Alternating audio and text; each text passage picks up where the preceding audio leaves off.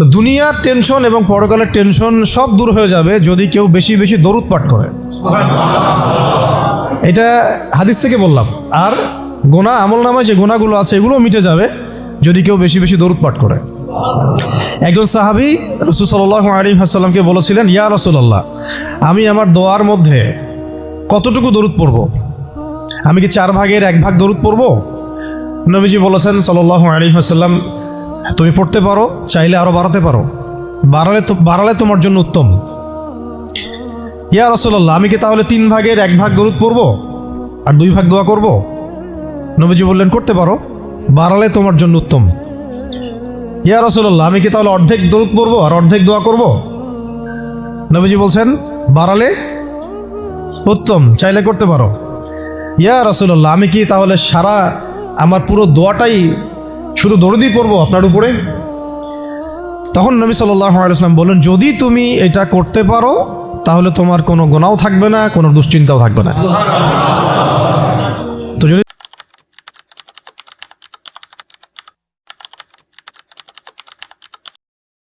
দেখেন যে দরুদ পড়তে পড়তে পড়তে দোয়ার সময় চলে গেছে, এতে আবার মানে মন খুঁতখুত করার কিছু নাই, বরং আপনি সবচেয়ে বেশি লাভবান হয়েছে। আরেকটা আমল আছে যে আমলটা করতে থাকলে দোয়াগুলো এর মধ্যে চলে আসে এবং আপনি দোয়া করে যেটা হাসিল করবেন ওই আমল দিয়ে তার চেয়ে বেশি হাসিল করে ফেলবেন ইনশাআল্লাহ। সেটা হচ্ছে কোরআন তেলাওয়াত করা। কোরআন তেলাওয়াত করা, এই কয়েকটা আমল কালকে খুব খাস করে খেয়াল রাখতে হবে ইনশাআল্লাহ। জুমার রাতের তো ফজিলত আমরা জানি, বললাম প্রথমে। রাত যেহেতু হয়ে গেছে, আজকে কিয়ামুল লাইল না করে কেউ ঘুমাবো না ইনশাআল্লাহ। আর দ্বিতীয় কথা হচ্ছে কালকে জুমার প্রিপারেশন ভালো করে নিব। প্রিপারেশন কয়েকটা বললাম, সকাল সকাল মসজিদে আসতে হবে। জুমার খতিব আরবি খুতবা শুরু করবেন, তারপরে ঢুকবেন না, বয়ান শুরু হওয়ার আগেই মসজিদে আসতে হবে ইনশাআল্লাহ। মানুষের সমস্যা থাকতে পারে, ওজর থাকতে পারে, এটা আলাদা বিষয়। এটা হলো প্রথম কথা, সকাল সকাল মসজিদে আসা, গোসল করা, ফরজ গোসলের মতো গোসল করা, তারপরে হচ্ছে উত্তম কাপড় পরিধান করা। উত্তম কাপড় বলতে আমার সবচেয়ে সেরা কাপড়টা। আর আমরা মসজিদে আসি কিন্তু অনেকেই একেবারেই রাফ একটা কাপড় পরে আসি, এটা উচিত হয় না। হাদিসে জিবরিল মিশকাত শরীফে আছে, ওখানে দেখবেন জিবরাইল আলাইহিস সালাম মানুষের রূপ ধরে নবী সাল্লাল্লাহু আলাইহি ওয়াসাল্লামের কাছে এসেছিলেন। তার বর্ণনা দিচ্ছেন সাহাবী ওমর রাদিয়াল্লাহু আনহু, তার কাপড়টা ছিল ধবধবে সাদা, কাপড়টা ছিল ধবধবে সাদা এবং চুল কুচকুচে কালো। লা ইউরা আলাইহি আসারুস সাফার, তাকে দেখে মুসাফিরও মনে হচ্ছে না, মানে পরিপাটি হয়ে তিনি মসজিদে এসেছেন। কে? জিবরাইল আলাইহিস সালাম। শিক্ষা দিয়েছেন আমাদেরকে যে মসজিদে আসলে পরিপাটি হয়ে আসলে খুযু যিনাতাকুম ইনদা কুল্লি মসজিদ, প্রত্যেকবার যখন তোমরা মসজিদে আসবে তখন সুন্দর করে আসো, সুন্দর কাপড় পরে আসো। তাহলে সকাল সকাল মসজিদে আসা, হিসাব করেন কয়টা বলতেছে? 1, সকাল সকাল মসজিদে আসা, ফরজ গোসলের মতো গোসল করা। 3, কে বললাম? আতর খুশবু ব্যবহার করা, উত্তম কাপড় পরিধান করা। 4টা। 5টা হচ্ছে ইমামের কাছাকাছি বসা, ইমামের কাছাকাছি বসার চেষ্টা করা।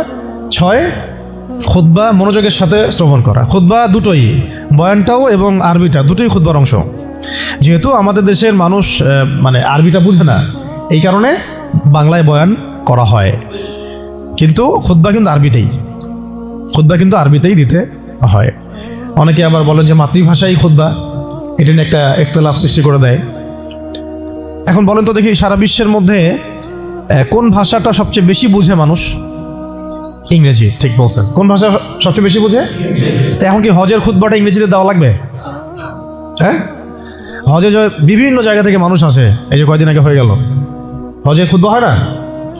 এখন যেহেতু সব ইন্টারন্যাশনাল ভাষা হচ্ছে ইংরেজি, তেমন কি হজের খুতবাটা ইংরেজিতে দেওয়া লাগবে? খুতবা আরবিতেই। খুতবা কিসে? আরবিতেই। ওটা বোঝা আমার দায়িত্ব, আমাকে বুঝতে হবে। বোঝার জন্য আমাকে যদি আরবি শিখতে হয়, শিখতে হবে। এইভাবে ইসলামী খেলাফত যখন কায়েম ছিল তখন আরবি সারা বিশ্বে ছড়িয়ে পড়েছিল, তখন সবাই মোটামুটি আরবি ভাষা বুঝতো। যখন থেকে খেলাফত চলে গেছে, জাতীয়তাবাদ চলে আসছে, আর কয়েকটা তন্ত্রমন্ত্র, ওগুলো নিয়ে পরে কথা বলছি, এগুলো যতদিন আমাদের পর্যন্ত মানে মাথাটা খেয়ে ফেলছে আর কি আমাদের, তখন আরবিটাও আস্তে আস্তে শিক্ষা ব্যবস্থা থেকে উঠে গেছে। এখন আপনি এটা ঐচ্ছিক হয়ে গেছে, আগে বাধ্যতামূলক ছিল। তো খুতবা শুনবেন, খুতবা শোনার পরে খুতবা চলাকালীন কাউকে ডিস্টার্ব করা যাবে না। ডিস্টার্ব করা যাবে না বলতে, কেউ যদি পাশে কথাও বলে তাকে এটাও বলা যাবে না চুপ করো, এটাও বলা যাবে না, উচিত না। সাহাবীরা যদি এমন কেউ একটু একটু বাচ্চা যদি দৌড়াদৌড়ি করতো, তাহলে ছোট ছোট এরকম পাথর রাখতেন সামনে, ওইটা দিয়ে ঢিল দিয়ে সতর্ক করতেন, খুতবা হচ্ছে বসো, মুখ দিয়ে বলতেন না যে বসো। মানে এইভাবে তারা খুতবা শুনতেন। এই কারণেই তো কথাগুলো কলিজা পর্যন্ত পৌঁছাতো এবং সেটা আমলে আসতো। আলহামদুলিল্লাহ। আরেকটা হলো ইমামের কাছাকাছি বসলাম, খুতবা শুনলাম এবং নামাজ শেষ করলাম ইমামের সাথে, তাহলে ফজিলত হচ্ছে প্রত্যেক কদমের বিনিময়ে 1 বছরের নফল নামাজ, 1 বছরের নফল রোজা নেকি হবে ইনশাআল্লাহ। এটা হলো জুমার দিনের প্রথম কাজ। আরেকটা কাজ বললাম, দরুদ বেশি বেশি পাঠ করা। ফজিলত তো আপনারা জানেনই, আমি কয়েকটা বলে দিলাম। একটা হলো যদি টেনশন ফ্রি লাইফ লিড করতে চান তাহলে দরুদ, আর যদি চান আপনি আমার গুনাহ মাফ হয়ে যাক তাহলে দরুদ, বেশি বেশি দরুদ। এমনকি যদি আপনি চান যে আপনার দোয়া বেশি বেশি কবুল হোক তাহলেও দরুদ। মনে করেন আমি তাওহীদপন্থী, সুন্নাহর অনুসারী, হালাল খাই, দোয়াও করছি, জায়েজ দোয়া, এই দোয়াটাও আসমানে ঝুলে থাকবে। এই দোয়াটা কোথায় ঝুলে থাকবে? আসমানে ঝুলে থাকবে। এটা রবের কবুলিয়াত পাওয়ার জন্য যে মাধ্যম সেটা হলো দরুদ। দরুদ পড়বেন, এটা উঠে যাবে ইনশাআল্লাহ। যেই নবীর এত বড় শান, এত বড় মর্যাদা, সেই নবীকে আজকে বাংলাদেশের মাটিতে কিভাবে কটূক্তি করা হচ্ছে খেয়াল করছেন? এগুলো নিয়ে কথা বলা হয়। দেখা যায় রাষ্ট্র তো এখন আসলে ইসলামিক রাষ্ট্র আর নাই, ওইটা তো একসময় ছিল ইসলামিক খেলাফা। এখন চলতেছে সব আমেরিকান প্রেসক্রিপশনে আর কি। কেউ চালায় ভারতের প্রেসক্রিপশনে, কেউ চালায় আমেরিকার প্রেসক্রিপশনে, কেউ চালায় পশ্চিমাদের প্রেসক্রিপশনে। রাসূল সাল্লাল্লাহু আলাইহি ওয়াসাল্লামের সিরাত অনুযায়ী কেউ রাষ্ট্র চালায় না। তো সিরাত অনুযায়ী রাষ্ট্র চালালে এরকম সাতেমদেরকে ধরে কল্লা নামায় দেওয়া লাগতো। এখন দেধারসে দেখেন যেখানে সেখানে বাক স্বাধীনতার নামে যেই নবীর উপর দরুদ না পড়লে আপনার দোয়া পর্যন্ত কবুল হবে না, সেই নবীকে কিভাবে গালিগালাজ করা হচ্ছে। নাউযুবিল্লাহি মিন যালিক। কি করবেন?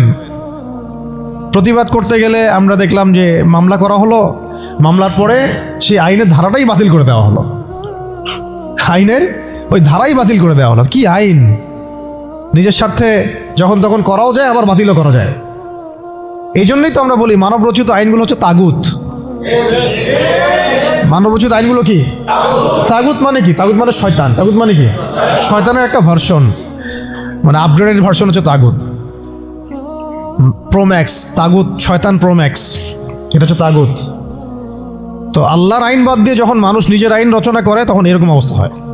যে আইন রাসূলের শানে কটূক্তিকারীর বিচার করতে পারে না, সেই আইন আপনাকে সমাজে শান্তি দিবে, ইনসাফ দিবে? এই জিনিসটা আমাদের বুঝে আসতেছে না। এখন আমরা ঘুরে ফিরে আবার সেই ওই তন্ত্র মন্ত্রের পিছনে ছুটতেছি। এখনো শরিয়া ইমারা খেলাফতের কথা আমরা বুঝতে পারতেছি না। তবে বুঝি আর না বুঝি ইনশাল্লাহ সামনে এটা কায়েম হবেই। এটা নিয়ে কোনো সন্দেহ নাই, লা শাক্কা ফি, কোনো সন্দেহ নাই, এটা সামনে কায়েম হচ্ছেই, এটা কেউ ঠেকাতে পারবে না। তো যাই হোক, আরেকটা আমল ছিল জুমার দিন, সেটা হচ্ছে সূরাতুল কাহাফ তেলাওয়াত করা। কোন সূরা? সূরা কাহাফ কোনোভাবেই ছাড়বেন না। এটা আমি মানে জোর দিয়ে এই কারণে বলছি, সূরা কাহাফ যারা নিয়মিত পড়ে, অন্তত প্রত্যেক জুমায় পড়ে, তাদের কলবের চোখ খুলে যাবে। কলবের চোখ না খুললে আপনি বাস্তবতা বুঝতে পারবেন না, কোনটা হক কোনটা বাতিল, কোনটা ন্যায় কোনটা অন্যায়, কোনটা সহি কোনটা গলত, ঠিক আছে? কোনটা ন্যায় কোনটা অন্যায়, কোনটা জুলুম কোনটা ঈমান কোনটা কুফর, এই যে পার্থক্য তাওহীদ শিরক, আসলে এই সত্য কোনটা মিথ্যা কোনটা, এই যে গোলক ধাঁধা এখন চলতেছে সারা বিশ্ব জুড়ে, এইটা আপনি ভিতরের চোখ ছাড়া দেখতে পারবেন না। বাইরের চোখ দিয়ে দেখলে অনেক কিছুই অনেক রকম মনে হবে, কিন্তু আসলে বাস্তবতা এমন না। বাইরের চোখ দিয়ে দেখলে অনেক কিছুই মনে হবে খুব ভালো, আসলে ওটার ভিতরে কুফরি আছে। বাইরের চোখ দিয়ে দেখলে মনে হবে খুব সুন্দর, আসলে ওর মধ্যে শিরক আছে। এই যে মানে অন্তর্দৃষ্টি, আমরা একটা কথা বলি হিকমা আল বাসীরা, প্রজ্ঞা, বাংলা ভাষায় বলে কি প্রজ্ঞা, দূরদর্শিতা, বাংলা ভাষায় বলে দূরদর্শিতা, এটা হাসিল হবে সূরা কাহাফ তেলাওয়াত করলে। আর শেষ জামানায় এই দূরদর্শিতার দরকার এত বেশি, এই আমলগুলো জুমার দিন ছাড়া ঠিক হবে না কোনোভাবেই। তো প্রতি সপ্তাহে আমলগুলো জারি থাকবে ইনশাআল্লাহ। আল্লাহ পাক সবাইকে করার তৌফিক দান করেন। তো আজকে আমি লম্বা আলোচনা করার সময় পাচ্ছি না, ইনশাআল্লাহ আপনাদের সাথে আবার দেখা হবে। ইনশাআল্লাহ কোনো একদিন দিনের বেলা এসে লম্বা সময় দেওয়ার চেষ্টা করবো ইনশাআল্লাহ। তো আজকে আমি জাস্ট একটা সূরা নিয়ে কথা বলতে যাচ্ছি আপনাদের সাথে, শুধু একটা ছোট্ট সূরা। ইনশাআল্লাহ অন্য কোনো দিন আরও বিষয়ভিত্তিক আলোচনা হবে। এই সূরাটা হচ্ছে সূরা কাফিরুন। কোন সূরা? সূরা কাফির। সবাই জানি না সূরাটা? কিছু বিষয় আছে এই সূরার মধ্যে যেগুলো আমরা অনেকে জানি কিন্তু বুঝতে পারছি না। ওইটা বোঝানোর জন্য আমি একটু পুরাতন আলোচনা নতুন করে করার চেষ্টা করছি আর কি। তার আগে একটা ফজিলত বলি যে সূরা কাফিরুন যে ব্যক্তি রাতের বেলা তেলাওয়াত করবে, ঘুমানোর আগে তেলাওয়াত করবে আর কি, আল্লাহ রাব্বুল আলামিন তাকে শিরকের পাপ থেকে হেফাজত করবেন। মনে রাখবেন যে জাহান্নামে যাবে সবচেয়ে বেশি মানুষ শিরকের পাপের কারণে। কোন পাপের কারণে? শিরকের পাপের কারণে। এবং শিরকের পাপ এমন পাপ যেই পাপটা আল্লাহ রাব্বুল আলামিন ক্ষমা করেন না, ওই অবস্থায় মারা গেলে ক্ষমা করেন না। কিন্তু তওবা করলে, জীবদ্দশায় তওবা করলে ইনশাল্লাহ মাফ হতে পারে, অবশ্যই হতে পারে। কিন্তু ওই শিরকের পাপ নিয়ে কেউ যদি মারা যায় আল্লাহ রাব্বুল আলামিন এই পাপটাকে ক্ষমা করবেন না। এটা সূরা নিসার মধ্যে অনেকবার বলা হয়েছে, ইন্নাল্লাহা লা ইয়াগফিরু আন ইউশরাকা বিহি ওয়া ইয়াগফিরু মা দুনা যালিকা লিমান ইয়াশা। নিশ্চয় আল্লাহ রাব্বুল আলামিন শিরকের গুনাহকে মাফ করেন না, কিন্তু অন্য যে কোনো বড় গুনাহ হোক আল্লাহ পাক যাকে ইচ্ছা মাফ করতে পারেন, যাকে ইচ্ছা আল্লাহ মাফ করতে পারেন।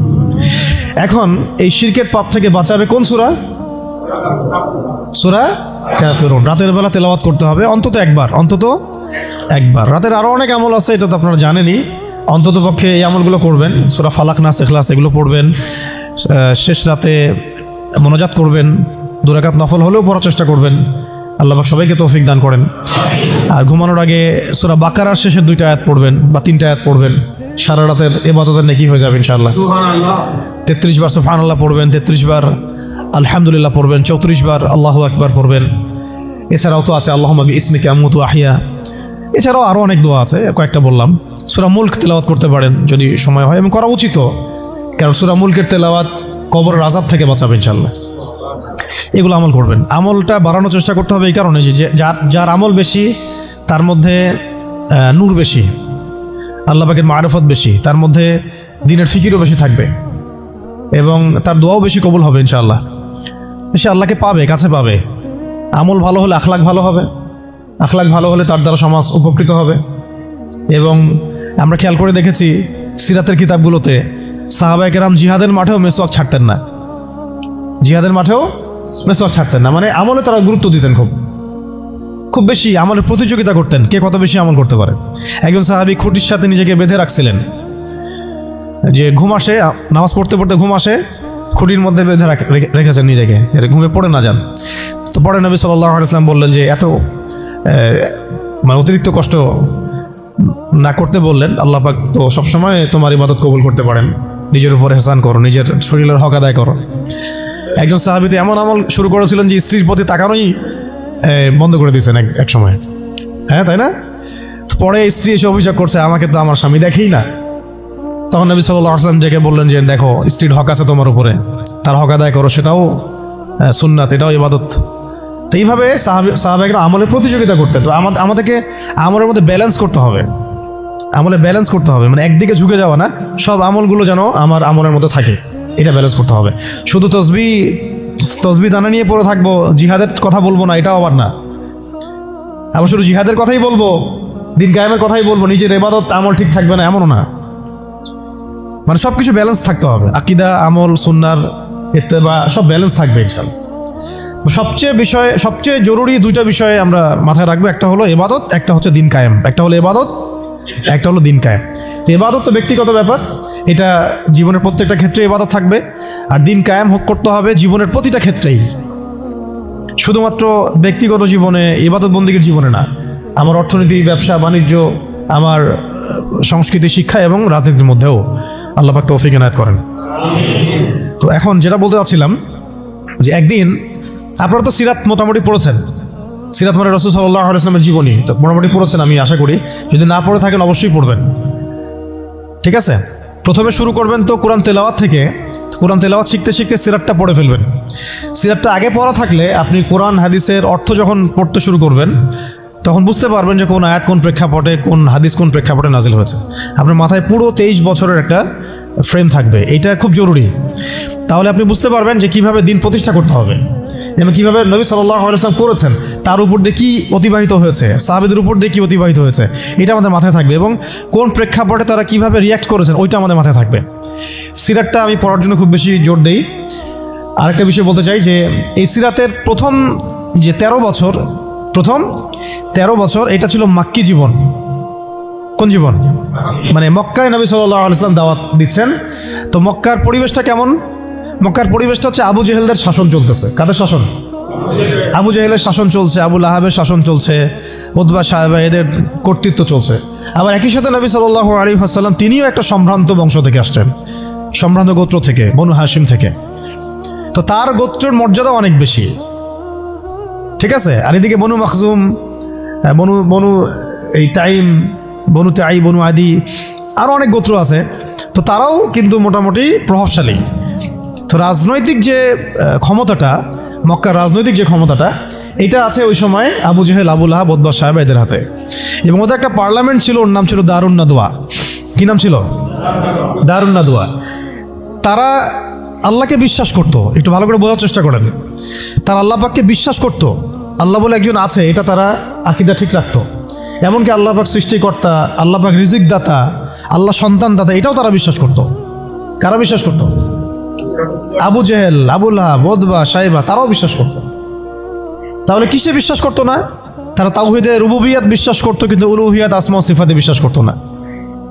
মানে আল্লাহ পাকেরই যে বিধান মানতে হবে, আল্লাহ পাকেরই যে দাসত্ব করতে হবে এবং মৃত্যুর পর জবাবদিহিতা আছে, এই বিষয়গুলোতে তারা বিশ্বাসী ছিল না। এখন প্রথম 3 বছর নবী সাল্লাল্লাহু আলাইহি ওয়াসাল্লাম গোপনে দাওয়াত দিয়েছেন। কত বছর? প্রথম 3 বছর। আর চতুর্থ বছর থেকে প্রকাশ্যে দাওয়াত শুরু হয়েছে। মক্কার কত বছর মোট? 13 বছর। এই সময় তো ইসলামী রাষ্ট্র কায়েম হয় নাই, হয়েছে? দাওয়াত হয়েছে, খালি দাওয়াত। কোন পরিবেশে দাওয়াত? বলুন। আবু জেহেলের যে রাজত্ব, ওর মধ্যে দাওয়াত হয়েছে। মনে করেন যে আপনি এখন আছেন মোদির রাজত্বে, মনে করেন। ওই রকম একটা পরিবেশে যদি ইসলাম আসে, ওইটা একটা মক্কার মিসাল হইতে পারে, যে ওইটা একটা মক্কার মতো পরিবেশ। ওইখানে আপনি দাওয়াত, সবাই অমুসলিম, সবাই মূর্তি পূজারী, সবাই মুশরিক, ওখানে আপনি ইসলামের দাওয়াত দিচ্ছেন। পরিস্থিতি কত কঠিন! কঠিন না সহজ? অনেক কঠিন। শুধু যে শিরক আছে তা না, ওই সমাজে সুদও আছে। কি আছে ওই সময়? সুদ আছে। ওই সমাজের মধ্যে জেনা আছে, ওই সময় ব্যভিচার আছে, ওই সময় মাদক দ্রব্য আছে, মেয়েদের অবমাননা আছে, কন্যা সন্তানকে জীবন্ত দাফন করা হয়, তারপরে জুয়া আছে, মারামারি, হানাহানি, কাটাকাটি, গোত্রে গোত্রে দ্বন্দ্ব, এগুলো একটা সমাজের মধ্যে। একটু চিন্তা করেন, কল্পনা করেন। আপনার এই এলাকা কি এমন? আপনার এলাকা কি এমন? না। কিন্তু ওই বিষয়গুলোর কিছু কিছু বিষয় তো অবশ্যই এখনো আছেই, বরং এমন কিছু বিষয় আছে যেগুলো আগের চেয়ে বেশি আছে। না, আইয়ামে জাহিলিয়াতের যে কথাটা বলছি, আইয়ামে জাহিলিয়াতে কিন্তু সমকামিতা ছিল না এত বেশি। আপনার পুরো বাংলাদেশে এখন সমকামিতা আইয়ামে জাহিলিয়াতে যে বেশি। ওই আইয়ামে জাহিলিয়াতে আপনার ট্রান্সজেন্ডার ছিল না, আপনার বাংলাদেশে আছে এখন। আইয়ামে জাহিলিয়াতে পর্নোগ্রাফি ছিল না। পর্নোগ্রাফি মানে মোবাইল ফোনে তো বুঝে নিত, এগুলো ছিল আইয়ামে জাহিলিয়াতে? ছিল না। প্রযুক্তির এত উৎকর্ষ ছিল না যেটা দিয়ে এরকম বোম টোম ফেলে, পারমাণবিক বোম দিয়ে মানুষকে মেরে ফেলা যায়, ছিল না। এরকম এয়ারক্রাফট নিয়ে গাজার উপর দিয়ে গেল, বোম ফেলে দিল, মেরে ফেললো শিশুদেরকে, এমন ছিল? মানে অনেক ব্যাপার আমি আপনাকে দেখাতে পারবো যেগুলো আইয়ামে জাহিলিয়াতের চাইতে এখন অনেক বেশি আছে, শয়তানি। কিন্তু কিছু কিছু বিষয় ছিল যেগুলো আবার আইয়ামে জাহিলিয়াতে ছিল না। এক কথায় আমরা এটা বলতে পারি যে নবী সাল্লাল্লাহু আলাইহি ওয়াসাল্লাম যখন নবী হয়ে এসেছেন, তখন 23 বছরের মধ্যে তিনি আইয়ামে জাহিলিয়াতকে কবর দিয়ে গেছেন। কিন্তু যখন থেকে আবার খোলাফায়ে রাশেদা শাসন চলে গেছে, ইসলামী খেলাফতগুলো আস্তে আস্তে আস্তে আস্তে অ্যাবলিশ হয়ে গেছে, তখন আবার নতুন করে জাহিলিয়াতগুলো এই সমাজে, শুধু সমাজে না, সমাজে, রাষ্ট্রে, বিশ্বের বুকে একেবারে একদম ঢুকে গেছে না, মানে একদম শেকড় গেড়ে ফেলছে। এখন সময় হচ্ছে ওই আবার নতুন শেকড় গাড়া জাহালাতগুলোকে উপড়ে ফেলার, এইটা সময় এখন। এই জন্য পরিস্থিতিটা বুঝতে হবে যে নবী সাল্লাল্লাহু আলাইহি ওয়াসাল্লাম কোন জায়গায় দাওয়াতের কাজ করছিলেন। চোখ বন্ধ করে চিন্তা করেন যে একটা সমাজের মধ্যে খালি মূর্তি, সবাই মূর্তি পূজা করে, সবাই সুদ খায়, ধরেন সবাই, বেশিরভাগই দেখা যায় জেনা করে, মেয়েদের তেমন কোনো বৈবাহিক অধিকার নাই, সম্পত্তির অধিকার নাই, বাচ্চাকে কবর দিয়ে দিচ্ছে জীবন্ত, মদ খাচ্ছে মানুষ, জুয়া খেলতেছে, মারামারি করছে, ইত্যাদি ইত্যাদি ইত্যাদি। এরকম একটা অবস্থায় রাসূলুল্লাহ সাল্লাল্লাহু আলাইহি ওয়াসাল্লাম ইসলামের দাওয়াত দেওয়া শুরু করলেন। দাওয়াত দিতে দিতে প্রথম 3 বছর তিনি গোপনে দাওয়াত দিয়েছেন, গোপনে গোপনে গোপনে দাওয়াত দিয়েছেন। ওই সময় কিন্তু তৈরি হয়েছে আবু বকর রাদিয়াল্লাহু আনহু, ওসমান রাদিয়াল্লাহু আনহু, আলী ইবনে আবি তালেব, যায়েদ ইবনে হারুসা, এই সাহাবায়ে কেরাম তৈরি হয়েছেন ওই সময়। আব্দুল্লাহ বিন মাসউদ, বিলাল ইবনে রাবাহ, এই সাহাবায়ে কেরাম তৈরি হয়েছেন কিন্তু ওই প্রথম 3-4 বছরে।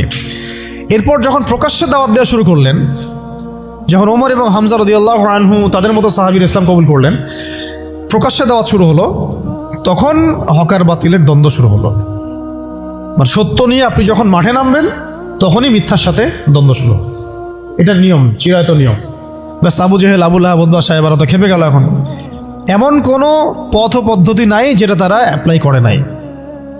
প্রথমে আঘাত করলো এভাবে, আরে ওর কথা শোনার দরকার নাই, সে তো মাজনুন।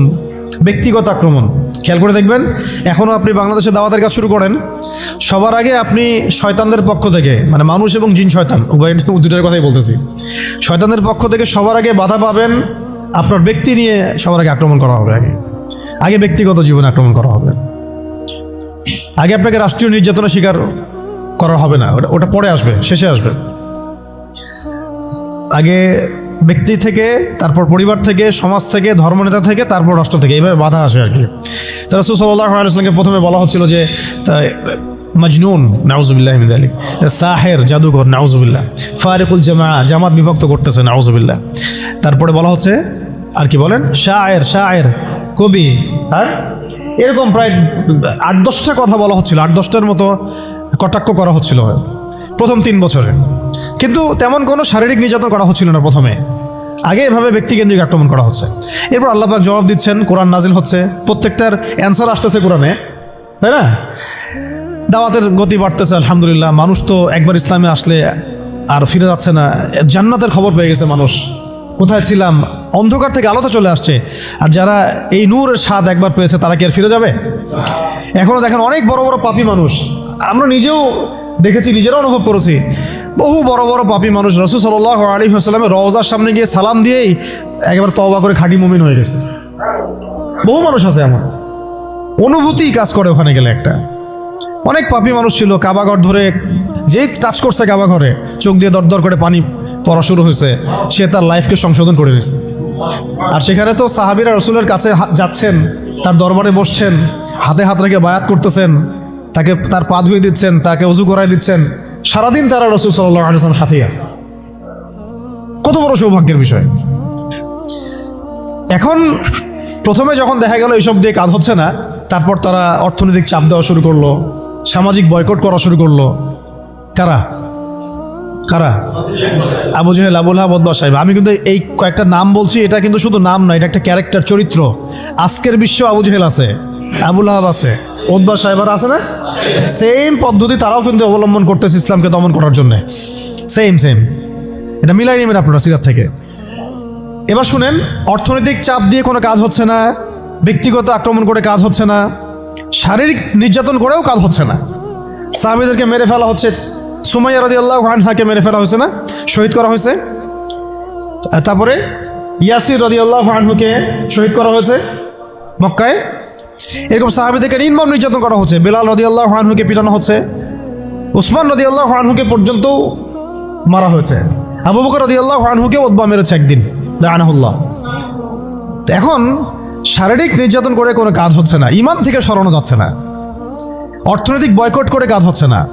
3 বছর বয়কট করে দিল বনু হাশেমকে, মনে আছে আপনাদের? গাছের ছালপাতা খেয়ে তারা থাকলেন শিয়াবে আবু তলেবে। 3 বছর বয়কট, সমাজ থেকে বয়কট, গালিগালাজ করে কোনো কাজ হচ্ছে না। এমনকি জীবন কেড়ে নিয়েও, জান নিয়েও কোনো কাজ হচ্ছে না। এই আন্দোলন, এই লা ইলাহা ইল্লাল্লাহ মুহাম্মাদুর রাসূলুল্লাহ বিপ্লবী কালিমাকে থামানো যাচ্ছে না। কোন পরিবেশে? আমাদের মতো অনুকূল পরিবেশে না, মনে করেন ভারতের মতো প্রতিকূল পরিবেশে। মনে করেন, বোঝানোর জন্য বললাম যে একটা গভর্নমেন্ট আছে, সে চরমভাবে ইসলাম বিদ্বেষী, সে তার গুন্ডাবন্ডা দিয়ে মুসলিমদেরকে পিটাচ্ছে আর মারতেছে, এখন যেখানে সেখানে দেখতেছেন না? রাষ্ট্রীয়ভাবে মুসলিম দমন হচ্ছে।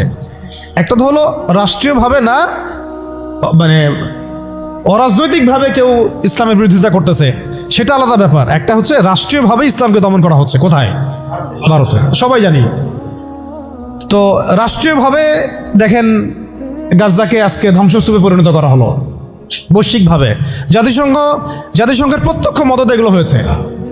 আমেরিকার প্রত্যক্ষ সহযোগিতা এগুলো হয়েছে, পশ্চিমাদের প্রত্যক্ষ মদতে এগুলো হয়েছে।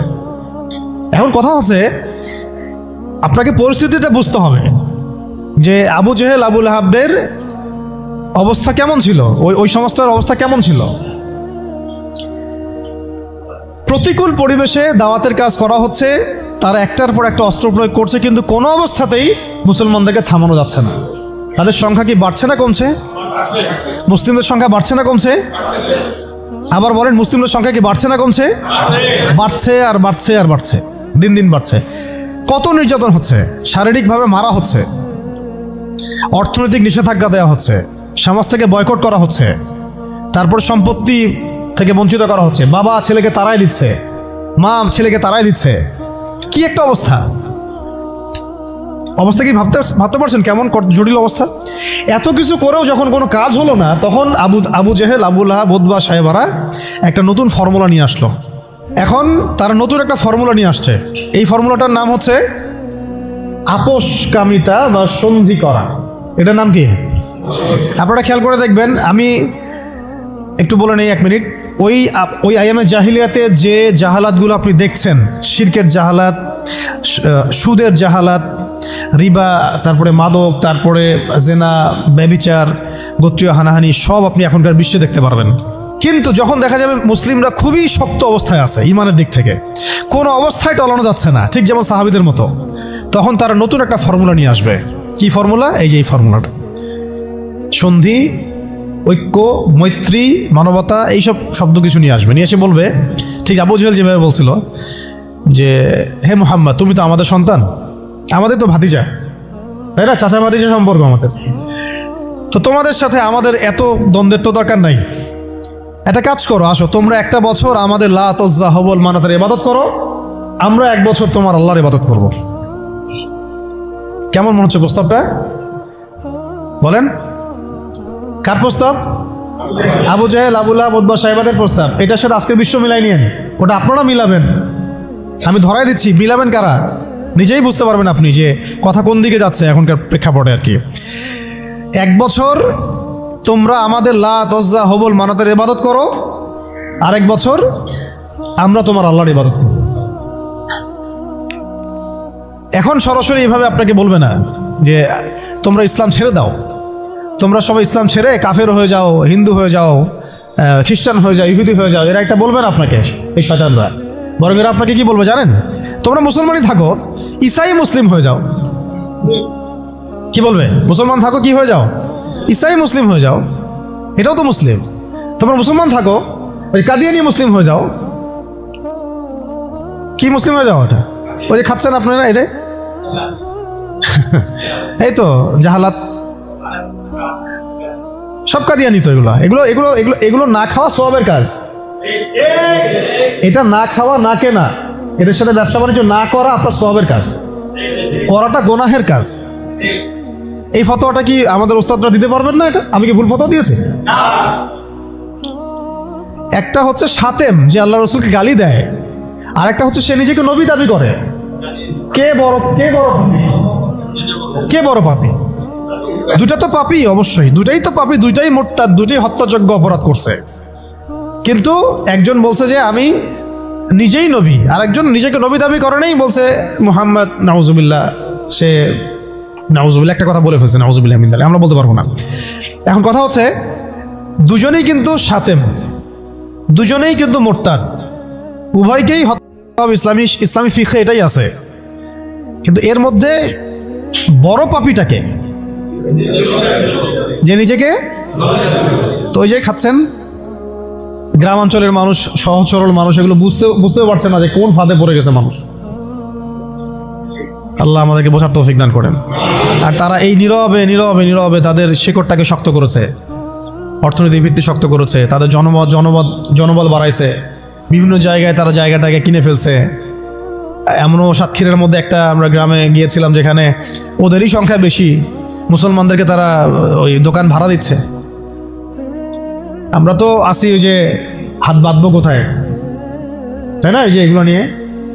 আর এদিকে যে কি অবস্থা ভিতরে, যে মানে আমাদের কি অবস্থা, এটা এটা এটা বোঝার জন্য সূরা কাহাফ তেলাওয়াত করেন, তাহলে বুঝতে পারবেন ইনশাআল্লাহ। তা আমি বলছিলাম যে ওটা অন্য প্রসঙ্গ, এটা নিয়ে আপনারা খতমে নবুয়ত একটা বিভাগই আছে মার্কাজুদ দাওয়ায়, খতমে নবুয়ত বিভাগ আছে একটা। ওই খতমে নবুয়তের অনেক কিতাব, অনেক আর্টিকেলস সব ছাপানো হয়ে গেছে। এগুলো আপনারা পড়লেই বুঝতে পারবেন কত বড় ধোঁকাবাজি, কত বড় প্রতারণা। এটা নিয়ে ইনশাল্লাহ আরেকদিন কথা বলবো ইনশাল্লাহ, ঠিক আছে? তবে এদের সাথে কোনো রকম সম্পর্ক রাখবেন না, কোনো রকম না। এটা আপনি ইমানের দাবি। আমি বলছি না যে আপনি অস্ত্র নিয়ে আপনি গিয়ে তাকে গর্দান নামায় দেন, এটা আপনি করতে পারবেন না। এটা আপনি করার মতো এখন আপনার ক্ষমতা নাই। যদি এটা ইসলামিক রাষ্ট্র হতো তাহলে আমরা এটার ব্যবস্থা নিতে পারতাম। এটা ইসলামিক রাষ্ট্র নয়, এটা একটা গণতান্ত্রিক রাষ্ট্র, সেকুলার রাষ্ট্র এবং জাতীয়তাবাদী রাষ্ট্র। এবং এই মতবাদগুলো ইসলামের সাথে সাংঘর্ষিক, ঘোরায় পেঁচায় খাওয়ানোরও কোনো সুযোগ নেই। এই মতবাদগুলো দিয়ে আপনি ইসলামী শরিয়া রাষ্ট্র কায়েম করতে পারবেন না, এটা শেষ কথা। এটা চেষ্টা করে দেখে নেন, পারবেন না, কেউ পারে না আজ পর্যন্ত। এখন মূল যেটা কথা ছিল যে ওরা বলেছিল কি 1 বছর ইবাদত করো লাত উজ্জা হবল মানাতের, আমাদের মূর্তিগুলার, আমরা 1 বছর তোমার আল্লাহর ইবাদত করবো, ঠিক আছে? এখনকার আবু জেহেল, আবুল আহাব বা সাহেবারা বলছে তোমাদের ধর্ম চেঞ্জ করার দরকার নাই, তোমরা ইসাই মুসলিম হয়ে যাও, তোমরা কাদিয়ানি মুসলিম হয়ে যাও। ওর নাম দিচ্ছে আহমদিয়া মুসলিম জামাত। তোমরা ধর্ম চেঞ্জ করার দরকার নাই, তোমরা আমাদের সুদভিত্তিক অর্থনীতিটা গ্রহণ করো। কি সুদের বিরুদ্ধে বললে অনেকে একটু খারাপ লাগে না? তোমরা ধর্ম চেঞ্জ করার দরকার নাই, লা ইলাহা ইল্লাল্লাহ পড়ো, মুহাম্মদ রাসূলুল্লাহ পড়ো, নামাজ পড়ো, হজ করো, উমরা করো, যাকাত দাও, কোনো সমস্যা নাই। কিন্তু আমাদের সুদভিত্তিক ব্যাংকিং সিস্টেমটা নাও। মানুষ নিয়েছে, প্রত্যেকটা মুসলিম কান্ট্রির মধ্যে এখন সুদভিত্তিক ব্যাংকিং সিস্টেম আছে। বুঝতে পারছি আমি কথা? হ্যাঁ, ধর্ম চেঞ্জ করার দরকার নাই, তোমরা আমাদের গণতন্ত্র নেও। কি নাও? বাস নিচ্ছে মুসলমানরা। ধর্ম চেঞ্জ করার দরকার নেই, তোমরা আমাদের জাতীয়তাবাদ নাও। মুসলমান জাতীয়তাবাদ নিয়ে নিছে। ধর্ম চেঞ্জ করার দরকার নাই, তোমরা আমাদের সেকুলারিজম মতবাদটা নাও। মানুষ নিয়েছে। ধর্ম চেঞ্জ করতে হবে না, তোমরা মুহাম্মদের উম্মত থাকো সাল্লাল্লাহু আলাইহি ওয়াসাল্লাম। তোমরা আমাদের কমিউনিজম নাও, সমাজতন্ত্র নাও। মানুষ নিয়েছে। এইভাবে এখনকার যুগের আবু জেহেল, আবুল আহাবরা আমাদেরকে ওই প্রস্তাবের মধ্যে নিয়ে আসছে। আমরা ওই সময় তো সাহাবায়ে কেরাম জবাব দেওয়ার আগে আল্লাহ পাক জবাব দিয়ে দিয়েছেন, আর সেই জবাব তো কোরআনে মওজুদ আছে। আমরা এই যুগের আবু জেহেল, আবুল আহাবদেরকে ওই জবাবটা দিতে পারি নাই, যে জবাবটা আল্লাহ পাক কোরআনে দিয়েছেন। আল্লাহ পাক কি বলেছেন এই প্রস্তাবের পরে? আল্লাহ পাক বলেছেন, কুল, হে নবী আপনি বলেন, ইয়া আইয়ুহাল কাফিরুন, হে কাফেররা শুনো ভালো করে, লা আ'বুদু মা তা'বুদুন, আমি তার ইবাদত করি না যার ইবাদত তোমরা করো। আমি তার ইবাদত করি না যার ইবাদত তোমরা করো। ওয়ালা আনতুম আবিদুন মা আ'বুদ, তোমরা তার ইবাদতকারী নও যার ইবাদত আমি করি। ওয়ালা আনা আবিদুন মা আবাদতুম, এবং আমি তার ইবাদতকারী নই যার ইবাদত তোমরা করো। ওয়ালা আনতুম আবিদুনা মা আ'বুদ, এবং তোমরাও তার ইবাদতকারী হবে না যার ইবাদতকারী আমি। এখানে আয়াতকে রিপিট করা হয় নাই, বরং এটাকে একটাতে আপনার বর্তমান কালকে বোঝানো হয়েছে, একটাকে ভবিষ্যৎ বোঝানো হয়েছে। কিয়ামত পর্যন্ত মুসলমান মন্দিরে যাবে না, আর মন্দিরে যে যায় লোক সে এই মসজিদ আসবে না। আসলে ধর্ম চেঞ্জ করে আসতে হবে। লাকুম দীনুকুম ওয়ালিয়া দীন, তোমাদের দিন তোমাদের জন্যে, আমার দিন আমার জন্য। তো এই জবাবটা আমরা এখনকার বিশ্বকে দিতে পারি নাই। ভালো করে খেয়াল করে দেখছেন? এইভাবে সূরাগুলোকে মিলাতে হবে। ওরা এখন আপনাকে বলছে না সরাসরি যে আপনি ধর্ম চেঞ্জ করেন, আপনি অমুসলিম হয়ে যান, কাফের হয়ে যান, মোরতাদ হয়ে যান, এগুলো তারা বলবে না। তারা বরং বলবে আপনাকে আমাদের সুদটা নাও, আমাদের সংস্কৃতি নাও, আমাদের শিক্ষা ব্যবস্থা নাও, আমাদের রাজনৈতিক সিস্টেমগুলো নাও, আমাদের গণতন্ত্র নাও, আমাদের ধর্মনিরপেক্ষতাবাদ নাও, আমাদের কমিউনিজম নাও, আমাদের জাতীয়তাবাদ নাও। আর কি বলবেন? আমাদের সিকিউরিটি সিস্টেম নাও, আমাদের প্রযুক্তি নাও, আমাদের মিডিয়া নাও, এগুলো নাও। ধর্ম চেঞ্জ করার দরকার নাই। কাদিয়ানি হও, ইসাই মুসলিম হও, কিন্তু লা ইলাহা ইল্লাল্লাহ ওটাও পড়ো। এই যুগের লাত উজ্জা হবল মানাতরা আরো বেশি ভয়ঙ্কর। এই যুগের আবু জেহেল, আবুল আহাব বা সাহেবারা আরো বেশি ভয়ঙ্কর ওই যুগের আবু জেহেল, আবুল আহাবদের চাইতে। আর ওই যুগের সাহাবায়ে কেরাম যে ভাষায় উত্তর দিয়েছিলেন, এই যে কোরআনের ভাষায়, যে লাকুম দীনুকুম ওয়ালিয়া দীন, কিয়ামত পর্যন্ত না তোমরা আমাদের দিনের অনুসারী হবা, আর না আমরা তোমাদের দিনের অনুসারী হব। তোমাদের সাথে আমাদের এইসব আদর্শিক কোনো ঐক্য হইতে পারে না, আদর্শিক কোনো ঐক্য হতে পারে না। হ্যাঁ, ব্যবসা বাণিজ্য হতে পারে। কি হতে পারে? ব্যবসা বাণিজ্য হতে পারে, মুআমালাত মুআশারাত হতে পারে, প্রতিবেশী হিসেবে থাকতে পারে, অনেক কিছু আছে। কিন্তু আদর্শিক যেখানে, ইসলাম যেখানে প্রশ্নবিদ্ধ, ইসলামের মৌলিক বিষয় যেখানে ক্ষতিগ্রস্ত হবে বা বাধাপ্রাপ্ত হয়, এরকম কোনো উসুলে তোমার আমার কখনো ঐক্য হতে পারে না। এখন যে কথাগুলো আমি বললাম, এগুলো কি ইসলামের মৌলিক বিষয় না? কেউ যদি কাদিয়ানি হয় সে কি আর মুসলিম থাকে? কেউ যদি ইসাই মুসলিম হয় মুসলিম থাকবে? কেউ যদি চরম সুদখোর হয়, সে তো আল্লাহর সাথে যুদ্ধ করতেছে, রাসূলের সাথে যুদ্ধ করতেছে, সে কিভাবে মুসলিম হতে পারে? কেউ যদি এরকম পশ্চিমা তন্ত্রমন্ত্রের পূজা করে, সে কি আর মুসলিম থাকতেছে নাকি? ফাসেক হয়ে যাচ্ছে। তো এখন কথা হচ্ছে, এই সূরা থেকে আমাদের এই শিক্ষাগুলো নিতে হবে যে আজকের বিশ্বেও, আজকের এই জামানাতেও কোনো অবস্থাতেই এই কাফের, মুশরিক, মুরতাদ, মুনাফিক এরকম কোনো তন্ত্রমন্ত্রের ফাঁদে আমাদেরকে পা দেওয়া যাবে না। কেন দেওয়া যাবে না? কারণ আল্লাহ রাব্বুল আলামিন আমাদেরকে পরিপূর্ণ শরিয়া দিয়েছেন, পরিপূর্ণ কোরআন দিয়েছেন, সুন্নাহ দিয়েছেন, প্রত্যেকটা বিষয়ের পুঙ্খানুপুঙ্খ সমাধান দিয়েছেন। আমার অন্য কারো কাছ থেকে সমাধান ধার করারও কোনো দরকার নেই। আমাদের ব্যক্তিগত জীবনের হেদায়েত কোরআন সুন্নাহে মওজুদ আছে, পারিবারিক হেদায়েত আছে, সামাজিক আছে, শিক্ষা ব্যবস্থার আছে, সংস্কৃতির আছে, রাষ্ট্রীয় এবং রাজনৈতিক হেদায়েতও আছে। আমাকে তোমার কাছ থেকে তন্ত্রমন্ত্র ধার করতে হবে না। এই বিষয়টা আমাদের খুব ভালো করে বুঝতে হবে, কোন ক্ষেত্রে কি হেদায়েত আছে, এইটার জন্য আমাদেরকে পড়াশোনা করতে হবে, দেখতে হবে, জানতে হবে, খুঁজতে হবে, ওলামায়ে কেরামের সাথে মাশওয়ারা করতে হবে। আর কোনো জায়গায় যদি দেখেন যে কোনো আলেমও এগুলোতে প্রভাবিত হয়ে গেছে, তাহলে আপনি হকপন্থী আলেম খুঁজে বের করবেন। এইভাবে আমাদেরকে সামনের পথটা চলতে হবে। এই সূরার পর একটা সূরা আছে, কি নাম? সূরা নাসর। কোন সূরা? তাই না? সূরা নাসর না? শেষ করে দেই, এইটুক অনেক দেরি হয়ে গেছে। এখন যখন কোন প্রেক্ষাপটে সূরা কাফিরুন নাজিল হয়েছিল আপনাকে তো বলছি একবার, ওই রকম প্রেক্ষাপটে এই সূরা নাজিল হয়েছে। আর এখন তো আমরা আছি ইসলাম বান্ধব পরিবেশের মধ্যে। তাহলে আমরা কেন এই যুগের আবু লাহাব, আবু জেহেল, উতবা, সাইবাদের এই তন্ত্রমন্ত্রগুলোর অনুসারী হব, ওদের ধোকায় পা দিব? যেখানে ওর ইসলামকে আক্রমণ করবে আমরা কেন সেখানে সায় দিব? অথচ মক্কার মতো অবস্থায় সাহাবায়ে কেরাম এইভাবে জবাব দিয়েছেন সূরা কাফিরুনের জবাবে। আর এখন তো আমার সামনে নামাজের পরিবেশ আছে, যাকাতের পরিবেশ আছে, আমরা মুসলিম সংখ্যাগরিষ্ঠ, আমরা সবাই লা ইলাহা ইল্লাল্লাহ বুঝি, আলহামদুলিল্লাহ আমরা নামাজ পড়ছি, তিলাওয়াত করছি, অনুকূল পরিবেশ আছে। এখন কেন আমাকে এই যুগের আবু জেহেল, আবু লাহাবদের দাসত্ব করতে হবে বলেন? কোনো যুক্তি আছে? যুক্তি তো নাই, কোনো কারণও নাই। কারণ নাই। এই সূরার পরেই আল্লাহ পাক বলেছেন, ইযা জাআ নাসরুল্লাহি ওয়াল ফাth, যখন আল্লাহর সাহায্য আর বিজয় আসবে। মানে ওই রকম প্রতিকূল অবস্থাতেই বিজয়ের সুসংবাদ দিয়ে দেওয়া হয়েছে যে এই অবস্থা চিরকাল থাকবে না, তো এইটা তোমরা সবর করে এটা উতরায় উঠো, এখানে ঈমানের পরীক্ষাটা দাও, পাশ করো। ইযা জাআ নাসরুল্লাহি ওয়াল ফাth, সামনেই আসতেছে তোমাদের জন্য বিজয়। এটা সূরা সফেও আছে, ওয়া উখরা তুহিব্বুনাহা নাসরুম মিনাল্লাহি ওয়া ফাতহুন করিব ওয়া বাশশিরিল মুমিনিন। আর তোমরা যেটা পছন্দ করো দুনিয়ার, তোমরা দুনিয়াবি বিজয় অর্জন করবে, সেটাও সামনে আসতেছে। ফাতহুন করিব, আল্লাহ বলেছেন করিব, নিকটে আসবে এটা। ওয়া বাশশিরিল মুমিনিন ওয়া রাআইতান নাস ইয়াদখুলুনা ফি দীনিল্লাহি আফওয়াজা, একটা সময় আসবে মানুষ দলে দলে আল্লাহর দ্বীনে ঢুকতে থাকবে। তখন আল্লাহ পাক বলেছেন, ফাসাব্বিহ বিহামদি রাব্বিকা ওয়াস্তাগফির ইন্নাহু কানা তাওয়াবা। এবং যখন এই বিজয়টা আসবে তখন এই আবু জেহেল, আবু লাহাব, উতবা, সাইবা এদের অস্তিত্ব কি হবে? তাব্বাত ইয়াদা আবি লাহাবি ওয়া তাব। আবু লাহাবের হাতও ধ্বংস হবে, সে নিজেও ধ্বংস হবে। মিলাতে পারছেন সিকোয়েন্সটা? এইভাবে আসছে বিষয়টা। যখন এই বিজয় আসবে তখন এই সব আবু লাহাব ধ্বংস হয়ে যাবে। আবু লাহাব এখানে শুধু একজন ব্যক্তি নয়, আবু লাহাব এখানে একটা রূপকথা, একটা উপমাও বটে। প্রত্যেক যুগে যুগে আবু লাহাব থাকবে। এই যুগের আবু লাহাব কারা জানেন? যারা সুদ ভিত্তিক এই ব্যাংকিং সিস্টেমের এই হট্টাকর্তা, এরা হচ্ছে এই যুগের আবু লাহাব। মা আগনা আনহু মালুহু ওয়া মা কাসাব, তাদের এইসব হারাম মাল কোনো কাজে আসবে না, এবং তারা এগুলো যেটা অর্জন করেছে সেটা কোনো কাজে আসবে না। সায়াসলা নারান যাতা লাহাব, আগুনে প্রবেশ করবে তারা। ওয়া ইমরাতুহু, এবং তার স্ত্রীও। এখানে স্ত্রী মানে শুধু স্ত্রী না, স্ত্রী মানে কিন্তু সহযোগী। স্ত্রী মানে কি? সহযোগী। এরা কিন্তু একা কাজ করে না, আমি বললাম না একজনের সহযোগী। হাম্মালাতুল হাতাব, হেল্প করতো তাকে। কি করতো? খড়কুটা নিয়ে এসে ডিস্টার্ব করতো না নবী সাল্লাল্লাহু আলাইহি ওয়াসাল্লামকে, ফেলে রাখতো, কষ্ট দিত।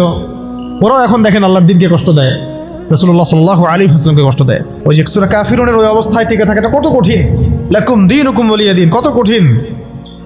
ওই সিরাতের রাস্তা পাড়ি দেওয়া লাগবে, সবর করতে হবে, মারও খাওয়া লাগতে পারে, জানও যাবে, হিজরতও করা লাগতে পারে। হিজরত করেছেন নবী সাল্লাল্লাহু আলাইহি ওয়াসাল্লাম। তারপরে ইসলামী রাষ্ট্র আল্লাহ পাক দিবেন ইনশাআল্লাহ। কিসের মাধ্যমে দিবেন? দাওয়াত, তাবলীগ এবং জিহাদের মাধ্যমে। দাওয়াত, তাবলীগ এবং জিহাদের মাধ্যমে, শুধু দাওয়াত আর তাবলীগের মাধ্যমে না, দাওয়াত, তাবলীগ এবং সাথে জিহাদও থাকতে হবে। তারপরে ইসলামী রাষ্ট্র ব্যবস্থা আসবে ইনশাআল্লাহ। এরপরে দেখেন কি বলা হলো, ওমরাআতুহু, তার স্ত্রীও থাকবে, হাম্মালাতুল হাতাব ফি জিদিহা হাবলুম মিন মাসাদ। দেখেন ওর গলায় থাকবে জাহান্নামে ওই যে ছোবরা, রশি। মানে হেল্প করার কিছু উপকরণও ছিল, কিছু উপকরণ দিয়ে সে ইসলামের বিরোধিতা করত, দুশ্মনী করত। এখনো তার অনেক উপকরণ বের করে ফেলছে ইসলামকে মানে ক্ষতিগ্রস্ত করার জন্য। এমনকি দেখেন কত কত নতুন নতুন প্রযুক্তি আসছে, এই প্রযুক্তিগুলো দিয়ে তারা ইসলামের ক্ষতি করতেছে। ভালো করে খেয়াল করে দেখেন, এমন অনেক প্রযুক্তি তারা বের করেছে, মিডিয়া বের করেছে, প্রযুক্তি বের করেছে, সিস্টেম বের করেছে, তন্ত্রমন্ত্র বের করেছে, মানে উপকরণ লাগে ইসলামকে ক্ষতিগ্রস্ত করার জন্য। আবুল হাবের স্ত্রীও উপকরণ দিয়েই নবী সাল্লাল্লাহু আলাইহি ওয়াসাল্লামকে ক্ষতি করার চেষ্টা করছিল। আল্লাহ পাক আবার সেই উপকরণ তার গলায় ফাঁস লাগিয়ে তাকে মৃত্যু দিয়েছেন, মনে আছে? ওই গলার মধ্যে তার রশি আটকে ফাঁস লাগিয়ে সে মারা গেল। কে? আবুল হাবের স্ত্রী। এই যে ক্ষতি, ইসলামের ক্ষতি করার জন্য যে উপকরণগুলো তারা বের করেছে, শুনে রাখেন, ইসলামের ক্ষতি করার জন্যে, ইসলামকে ধ্বংস করার জন্যে আর মুসলিম নিধনের জন্য তারা যে উপকরণগুলো তৈরি করেছে, যে সিস্টেমগুলো তৈরি করেছে, যে মিডিয়াগুলো তৈরি করেছে, যে প্রযুক্তিগুলো তৈরি করেছে, এগুলোই ওদের ধ্বংসের কারণ হবে ইনশাআল্লাহ। এমনও হইতে পারে সামনের বিশ্বে ওদের হাতে তৈরি করা ওরাই মরবে ইনশাআল্লাহ। দেখে নিন, এটাও হইতে পারে ইনশাআল্লাহ। এটা সম্ভাবনা আছে, হবে এটা তো আমি বলতে পারবো না, এটা হতে পারে, সম্ভাবনা আছে, সম্ভাবনা আছে। আল্লাহ পাক যেন এদের মধ্যে শত্রুতা লাগায় দেন, একে অপরকে দিয়ে ধ্বংস করায় দেন। আমিন। যেভাবে ওরা মুসলিমদেরকে ধ্বংস করার পায়তারা করেছে, এর চেয়ে 1000 গুণ বেশি ধ্বংস আল্লাহ পাক তাদেরকে করে না। আমি আমরা দোয়া করবো কাদের জন্য? যাদের মনের মধ্যে ইসলামের জন্য সিম্প্যাথি আছে, সফট কর্নার আছে, ইসলামকে মন থেকে ভালোবাসে, এই ভাইদের জন্য আমরা দোয়া করবো।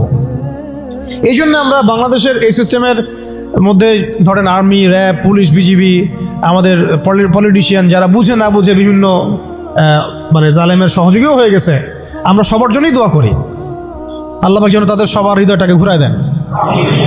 তাদের মধ্যে অনেক মানুষ আছে যারা বুঝে না বুঝে হয়তো দুনিয়াবি কোনো স্বার্থে অন্যায়ের পথে চলে গেছে, বা বুঝে না, ইসলামটা বুঝে না, কিন্তু আবার ইসলামকে ভালোবাসে, ইসলামকে ভালোবাসে। আমরা এই ভাইদের জন্য দোয়া করতে পারি, এই জালেমদের জন্য আমরা কি দোয়া করতে পারবো? অতএব ফি জিদিহা হাবলুম মিন মাসাদ, এটাও হবে, দেখে নিন। আর শেষ কথা কি, এটা কে করবেন? এই পুরো পরিকল্পনাটা কার? এই পুরো পরিকল্পনা হচ্ছে পরের সূরায় কুল হুয়াল্লাহু আহাদ। এটা এক আল্লাহর পরিকল্পনা। কোন আল্লাহ? আল্লাহুস সামাদ, যিনি কারো মুখাপেক্ষী না, কারো মুখাপেক্ষী না, তিনি আমাদেরও মুখাপেক্ষী না। এটা আল্লাহ করাবেন, আল্লাহর বান্দাদেরকে দিয়ে আল্লাহ করাবেন। কোন আল্লাহ? লাম ইয়ালিদ, যিনি কাউকে জন্ম দেন নাই, ওয়া লাম ইউলাদ, তাকেও কেউ জন্ম দেয় নাই, ওয়া লাম ইয়াকুল লাহু কুফুয়ান আহাদ, তার মতো সমতুল্য আর কেউ নাই। অতএব তোমরা যতই বাড়াবাড়ি করো, যতই তোমরা ইসলামের বিরুদ্ধাচরণ করো না কেন, ইসলামকে ধ্বংস করার চেষ্টা করো না কেন, সূরা কাফিরুন থেকে মক্কা বিজয় পর্যন্ত হালত আসবে ইনশাআল্লাহ। আর এখন যা চলতেছে এটাও ইনশাআল্লাহ আস্তে আস্তে পরিবর্তন হতে থাকবে, এবং ইনশাআল্লাহ আমরা আবার করবো ইনশাআল্লাহ। এই বিষয়ে কোনো সন্দেহ নাই যে সামনে ইসলামের বিজয় আসবে এবং মুসলিমদের সেই হারানো সেই গৌরব ঐতিহ্য আবার ফিরে আসবে। কিন্তু এইটা আপনার ঘরে বসে থাকলে রেডিমেড হাতে মান্না সালোয়ার মতো আসবে না। এটা মান্না সালোয়ার আসার যুগ না, এটা আবাবিল পাখি আসারও যুগ না। এখানে পাথর আপনাকেই ছুটতে হবে। আবাবিল পাখি এসে পাথর ছুটবে না, এটা পাথরটাকে ছুটতে হবে, আপনাকেই ছুটতে হবে।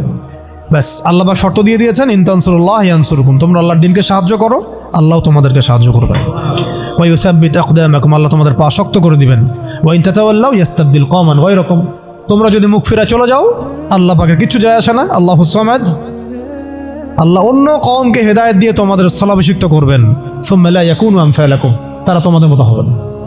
ব্যাস, এই হলো মূল কথা। তাহলে আমরা চাচ্ছি আল্লাহর ইবাদত করতে, তার জমিনে তার দিনকে বিজয় করতে।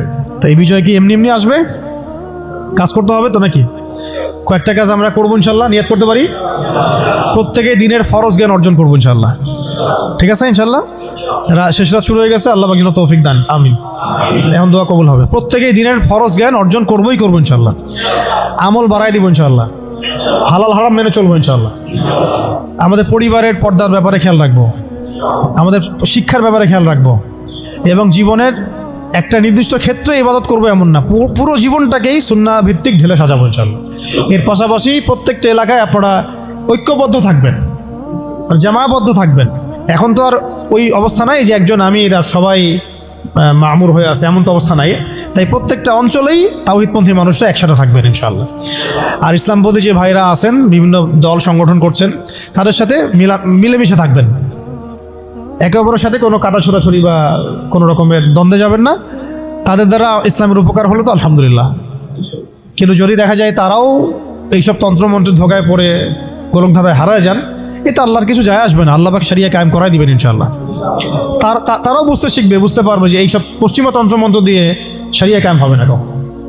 অন্ততপক্ষে কিছু যদি উপকার হয় তাহলে তাও তো ভালো, ইসলামের জন্য ওইটুকু ভালো।